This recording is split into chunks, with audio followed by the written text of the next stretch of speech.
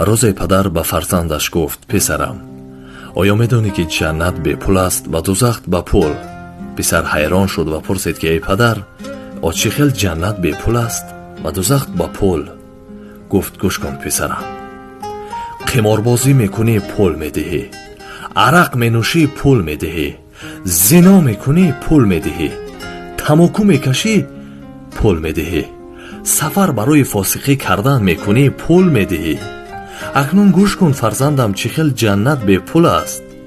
نماز میخوانی به پول میخوانی، روزه میگیری به پول میگیری، استغفار میگویی به پول میگویی، چشمت رو از نامحرمات دور میکنی به پول میکنی.